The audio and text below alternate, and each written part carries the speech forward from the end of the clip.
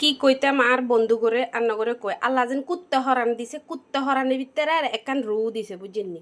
কাল্লা অফিসের কামে একদিকে গেছিলাম আমগো চট্টগ্রামে এটারে আকমলালি রোড ওখানে যাই দেখি মানে নদী থেকে তাজা ইলিশ মাছ তুলে আনছে। বেড়া আর কি ঠগান ঠগাইছে, বেগুন বালা ভিত্তে উগা ডিমালা নরম দিয়ে দিছে। তবে আর বেড়ার উপর বেশি মনে কষ্ট হয় না, কারণ নরম ডিমালাগুলো খাইতে অন্যরকম ভালা লাগে।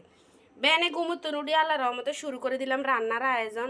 এই যে পেঁয়াজ বাড়ি রইলাম, এটা হচ্ছে আদা রসুন মরিচ অলিদ জিরা লবণ বেগিন লইছি। আজ যে মাখা মাখা ইলিশ মাছ করুম কিত্তাম কন এই সুন্দর হরানের ভিতরে একখান কুত্তা হরান আছে না, জিয়ানে কত কিছু খাইতাম মনে কয়, এটা খাইতাম মনে কয় ওটা খাইতাম মনে কয়।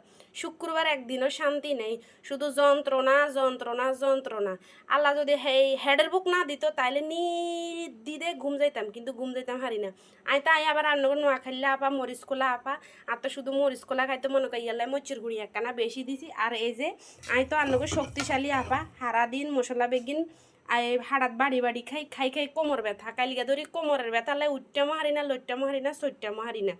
তারপরে রান্নাটা রান্নার পর কেরকুময় আমন করে আবার ভিডিওতে দেখাই।